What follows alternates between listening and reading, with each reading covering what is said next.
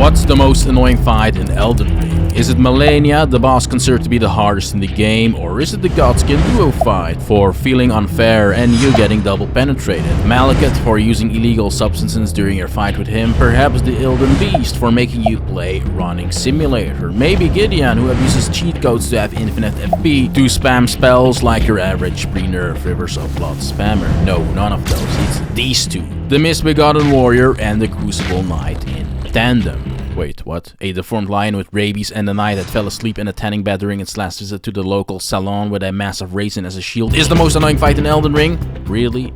How did these two become friends and form a team in the first place? What hobbies, interests, and ideologies can they possibly have in common? There are too many questions right here, but yes, these two will completely shred you to pieces, killing you over and over. There's really no fight to be had here, as they will gang up on you, bully you in a corner, and use your body as a mere tool for their sadistic fantasies. Well, that is if you visit this place early on, which is also kinda something you can do naturally, since it's very easy reachable, which is also something I want, as locked behind this fight is one of the 9 legendary weapons of Elden Ring. A sword so powerful, when used properly, it can trivialize any fight in the game, and you'll understand what I mean with that statement as the video progresses. Usually, you'll probably get this legendary weapon mid to late game, that is if you don't forget about it. However, today we're obtaining it within your first minutes of playing a new playthrough in Elden Ring. Using no spirit ashes, using no weapon or flask upgrades, nothing, and everyone can do it as well, even if you are the type of gamer that wields its controller upside down. How? I hear you asking. That surely cannot be done in a legit way, right? Well, there is an individual that managed to ultimately obtain the sword very early on in his life. Not through brutal strength or power, but rather through his unique ability and strategic prowess. This individual was one of the many victims of Blades of Chaos. Blades of Chaos basically mauled him to the brink of death, but that is a tale for a different day. The brutally mutilated body of this individual was blasted so far in the sky with one of Blades of Chaos' explosive abilities that it ended up in space with waste, bodies, and bones of other victims, circulating around the globe for days, weeks, months even. Being outside of the reach of gravitational pull, it seemed like there would be no end to the seemingly endless voyage. There is one place in the lands between though that is tied to the manipulation of time and with mysterious powers. For some reason, this guy was drawn to this place, sucked into the midst of the mystic powers, and later on pushed away from said powers. It became apparent that even after the brutality that Blades of Chaos inflicted on this individual, it still somehow survived. That's because this individual is immortal. This is the god of destruction, but you're observing the god of destruction before the god of destruction became the god of destruction. The god of destruction immediately went to the Redmane Castle as it was destined. This place was inseparable from his body and mind,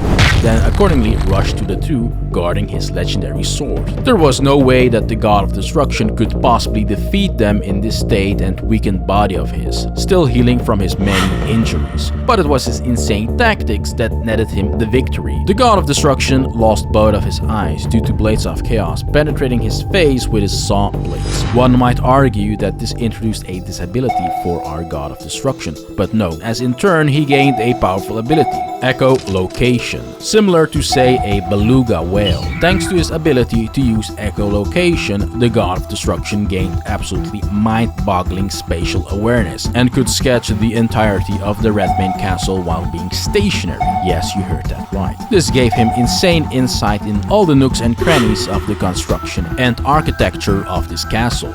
Subsequently, he realized two key notions when he sensed the Misbegotten Warrior and the Crucible Knight for the first time. First of all, the Misbegotten Warrior sleeps initially when entering the fight and is positioned quite far away for anyone that dares to enter the fight scene. Second, the Crucible Knight isn't in the field. No, it is actually stationed far away as well, but in this case on an elevated platform.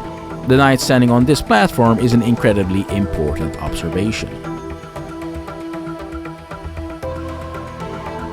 The knight makes its appearance sometime later on the battlefield and does so in style as well. We can safely admit that. These two key notions form the basis for how the rune's greatsword can be obtained at the start of the game. More about that in a second, but first, when you enter the Red Main Castle, just ignore everything and rush to the chamber outside the Plaza Site of Grace to rest. This Site of Grace is positioned right next to the battle, so that is convenient. We have just one problem though that I haven't addressed so far. Even if we get the legendary sword, we can't wield it, as the Rune's Greatsword has some of the highest level requirements of any weapon in the game. It requires a whopping 50 strength and 16 intelligence to even wield. Now you might think that our dream of actually using this weapon at the start of the game is being shattered in many fragments. But no, with a few efficient tricks and a bit of creative thinking, we can wield this sword at the start, easily even. Now don't enter the fight yet, you have to prep a little and go on a quest to pick up some stuff quickly. These are the Meteorite Staff, the Rock Sling spell, 50 Serpent Arrows or so that you can purchase from the Dragon's Barrows isolated merchant in the north of Caelid, 50 fire arrows or so from the merchant right next to the ashtray from Caelid Highway North Site of Grace, and any longbow of choice. You can get one quickly at the Round Table Hall, for example. Then you want to get the Strength Knot Crystal Tier, the Opaline Bubble Tier, and these two crystal tiers will be your early to mid-game flask of wondrous physic components for my build. The Morning Star with Wild Strikes as its Ash of War, a Golden Pickled Foul Foot, and finally the Radican Source Shield. It seems like a lot of stuff, but all of this is easily obtainable as it's either in Limgrave or close to the destination of the teleporters in Limgrave. But I will also place links in the description for you if you're unfamiliar with how to get some of these items. Next to the place where you get the Radican Source Shield is also the big sleeping dragon, Greyhole, which you want to kill first with a Golden Pickled Foul Food and your Morning Star weapon. Doing this will give you enough runes to get these levels, which is based on my personal recommendation. I'll talk about some of the other stats later in the video, but now I'm going to focus on strength and intelligence. Intelligence is simple. It makes us meet the intelligence requirements of the sword, but also our staff and such. I prefer to use the astrologer as your starting class for this purpose, as it already starts out with 16 intelligence. With 29 strength and the Radican Sword Shield pushing our strength to 34, we are then able to meet the 50 strength requirement of the Rune's Greatsword, as we are going to two-handed, which grants us that 1.5 bonus multiplier on top of our 34 strength, meaning it will push our strength level to 51, and that is exactly what we need. There is no real reason not to two-hand the Rune's Greatsword, especially when we get it so early, so us benefiting from the 1.5 multiplier is a win-win situation. Now that we have everything we need, as well as us being able to actually use our reward when we get it, we're going to start the battle. Like I said, the God of Destruction won this battle through strategy and spatial awareness, hence why you want to go ahead and move from the earlier mentioned Site of Grace to the area left of the fight with the cannon guys. Run behind them to avoid their fire damage, and accordingly keep running forwards till you get to the open door. Once inside, kill the guard, and this is important as this guard will harass you otherwise. Climb up and kill the 3 other guards that are in this area as well. Shouldn't be too hard with your Morning Star, as you can chain stagger them in fact with this weapon, and proc blood loss on them at the same time. After that, the area will be free. Move back to the area where you went up the stairs to the spot where the wall is broken. Here you can actually jump on the wall and then jump across to walk on the top of the long streamlined wall. And what happens if you do so? Well, after walking a bit, look closely. What do you see?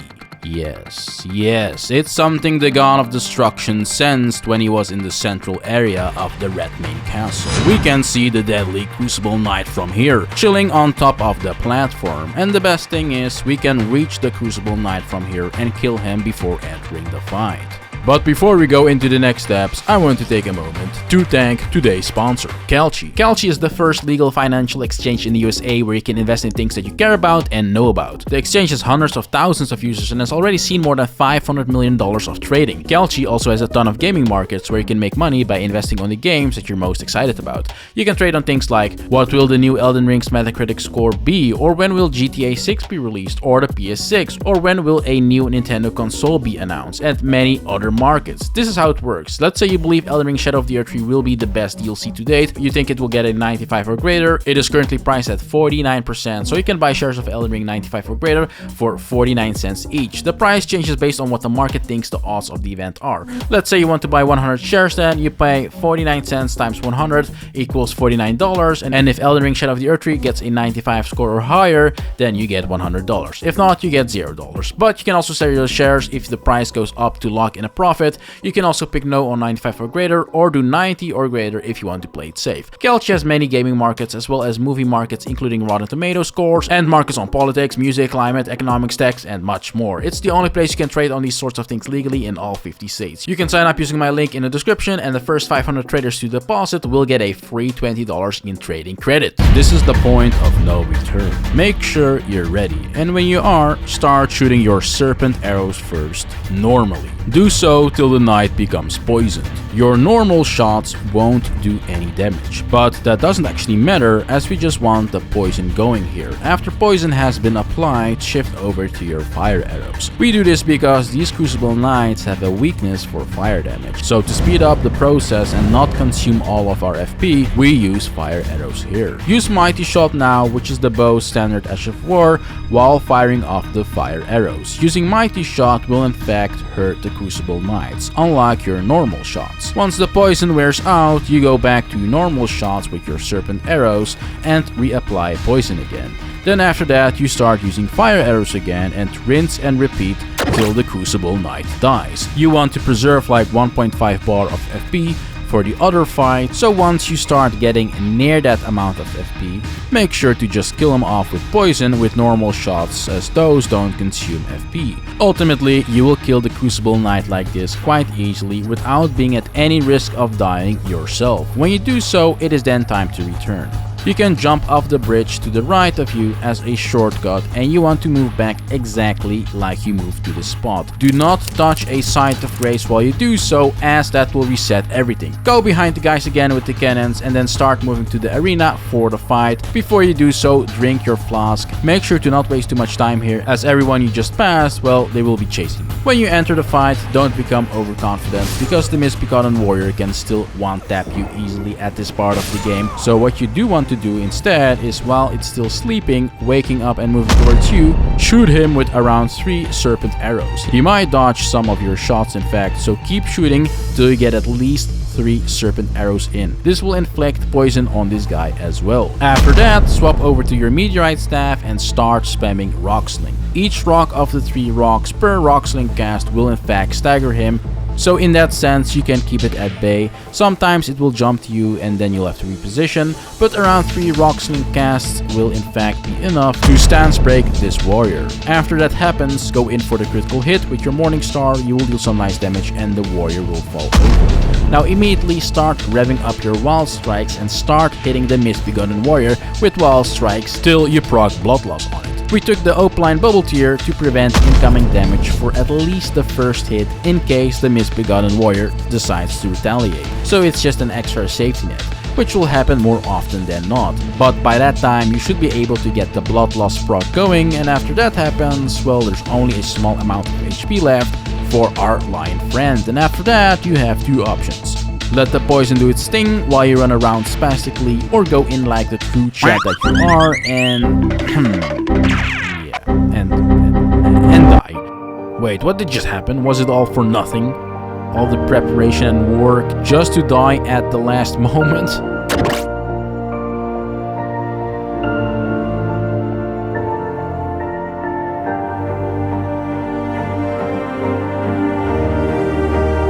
No, we still got it thankfully, because the poison kept ticking. And this is a good indication of what can happen to you too. You might have to try this battle a few times, but the arrows are cheap to buy and you can still make things easier for yourself as well. I didn't upgrade anything or level or get more flasks or use spirit ashes or anything really that helps out, just to do it as bare-boned as humanly possible, to show you that you can do this as fast as possible when you start a new playthrough yourself. And I made this strategy through testing out the battle a lot of times, with the God of Destruction as my proxy, till I was satisfied and found the strategy to be reproducible enough for everyone to do it. But now that we have the sword, well, that's just the first part of our adventure. How do we actually use the Rune's Greatsword to its maximum potential? Because this weapon is truly devastating in the right hands. First of all, let's upgrade our legendary sword by visiting EG. This will make our sword go to +4. Then we go back to the Celia Crystal Tunnel, which you should have visited earlier to pick up the meteorite staff, and go outside around the corner to grab the somber smithing stone number 5. Then finally we go back inside of the Celia Crystal Tunnel and kill the boss at the end of this tunnel.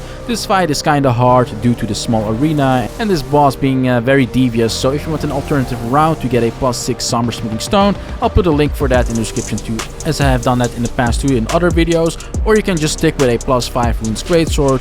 Either way, you'll be good. But it's definitely possible to get your sword to +6 relatively quickly to have a great start to your playthrough. And now you can go ahead and pop up some champagne bottles, because the Rune's Greatsword is truly amazing. It has an Ash of War, also known as the Wave of Destruction, that you can use to destroy anything from a distance. And this has to be one of the most visually pleasing Ashes of Wars in this game. It just has to. Aside from the damage that you get with this Ash of War, its Trail of Destruction is actually also really large. Larger than you might think if you're just observing it horizontally. Paired with the amazing moveset, and in particular its amazing charge attack, this weapon leads to very quick kills in this game, as you are seeing right now with Margit. This poor guy stands no chance whatsoever, and in the process of you damaging and killing off the boss, you will also build up a ton of poise damage actually, because this is in fact a greatsword, and you know, greatswords, huge weapons, a lot of damage and a lot of poise damage. Thus you will stance break bosses quickly for even more damage and more sustained damage in that sense as well. After killing Margit, you get your second talisman slot, and immediately you want to go ahead and pick up the Ritual Swords Talisman. It works very well with this weapon in my opinion, as you will attack a lot from a distance and thus profit from that 10% extra damage bonus quite consistently, especially if you maintain that distance, which, as you can see in my fight with Godric, where I'm just solely attacking him from distance, isn't that hard to do. You can, in the early to mid game, really decimate bosses from a distance without having to worry a lot. But the thing with this weapon is that it actually hits harder if you use the Ash of War in melee distance, because aside from the Wave of Destruction, you'll also hit them with the sword itself, and that does count for the damage output as well. The damage output becomes ridiculous this way, as you can see in my fight with the wolf. So definitely consider using your Ash of War in melee distance as just a melee strike. Now, I already mentioned charged attacks a little bit, and I want to talk about these unique charged attacks some more, as in addition to the regular damage of a charged attack, you also get this additional AoE damage in the form of these rock spikes. And this is a nice bit of additional damage that also staggers enemies in a rather quite significant radius, which makes life a lot easier for you, as you see with us completely dominating Moongrum. But the Rune's Greatsword is great in general against any humanoid type of boss, like early on Renala for example. It makes light work of this boss, as it can just smash her into the ground like it's nothing, giving you a lot of room and momentum to just continue your rampage, and each of these attacks also deals a lot of damage, as you see. It's a really fun way to destroy bosses. It's a mix between Angabanga and this huge magical force that does a lot of damage. After obliterating Renala, you get another talisman slot, and we get the Axe Talisman here to boost the just mentioned amazing unique charged attacks with 10%. And we will notice the true power of charged attacks now as well versus enemies with a lot of HP like Radahn himself. Aside from the damage, these charged attacks also quickly build up juicy poise damage, and ultimately we can get that stance break going. The stance break guaranteeing us a nice critical hit means the fight versus Radahn becomes quite streamlined, and that is also backed by the fact that we can twist the order around here and supplement our charged attacks with waves of destruction.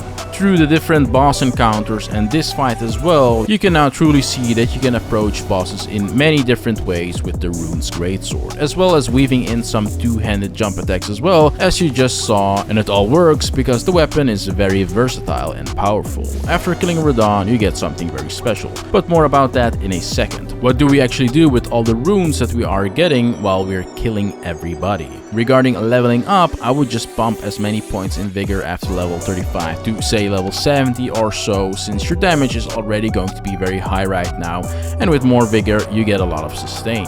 That brings me to another point. Why did we get 16 mind? Well, 16 mind is exactly 100 FP, and wave of destruction is 25 FP. So that means we can fully deplete our FP bar and have no excess FP with wave of destruction, as 100 divided by 4 is exactly 25. And us investing points in intelligence doesn't just let us meet the requirements, but it also grants us a low level toolbox. For example, we can keep using Rock Sling to deal with distant or hard to reach targets, but also build up poise damage with this spell at the same time as well. And say we can use Gravity Well to destroy hard to reach enemies like birds, and this spell is also thematically very fitting. Then we can also use Glintstone Ice Crack, for example, to build up frost on our enemies, which gives us a nice initial burst of damage, but being frostbitten also means our enemies get their damage absorption reduced by 20%, which in turn means we will also deal more damage to them. And those are just a few examples of how you can supplement a already very powerful build and not feel like those points in intelligence were for nothing and were wasted just to get those requirements. No, we get a lot of utility and power out of them, especially early on. After the God of Destruction killed Radon, it absorbed new powers, which granted him an alternative form. He developed an alter ego, also known as the Inverted God of Destruction. The Inverted God of Destruction has a different attire compared to the normal God of Destruction, consisting of these gear elements. The normal God of Destruction, however, uses this gear, but together both forms of the God of Destruction will destroy everything, and the swords that both forms use complement each other very well, aside from being thematically fitting. The Star Scourge Greatsword synergizes extremely well with the Rune's Greatsword. You will understand why as we progress. The Rune's Greatsword shines in its two-handed form, while when using the Star Scourge Greatsword two-handed, you will in fact start power stancing greatswords without the extra weight.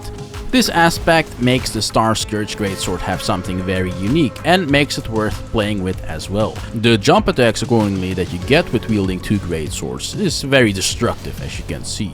And then we haven't even talked about its Ash of War yet. Its Ash of War is insanely destructive as well, as it grants you a bunch of hyper armor while blowing up everything. It consists out of two elements: the initial roar that has a nice AoE pull to it while damaging everything, and then the according AoE explosion.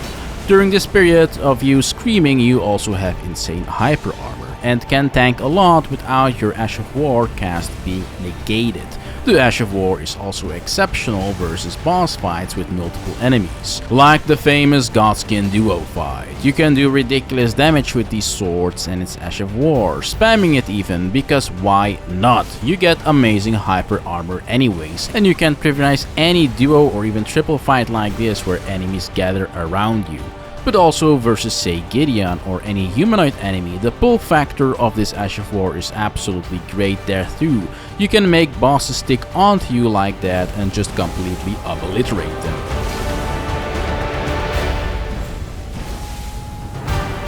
Then finally, in the open, when you're just adventuring or doing a dungeon, well, these swords are great for that purpose as well. Area clears, do I need to say more? This is a testimony of why the Star Scourge Greatsword complements the Rune's Greatsword very well on your journey. The Rune's Greatsword has the two-handed charge attacks, while the Star Scourge Greatsword comes with jump attacks. They both optimized through the same stats and equipment, however, and follow similar themes, and the Star Scourge Greatsword has a circular AoE Ash of War, while the Rune's Greatsword has a linear Ash of War that hits everything in its path. So you can base which one to use based on whatever you're fighting and how it is positioned, while lore-wise still being right, as both are tied to the destruction with gravity magic. Finally, the Rune's Greatsword definitely doesn't lose its power in the late game. You want to build around for it to trade hits as much as possible and make yourself essentially invisible.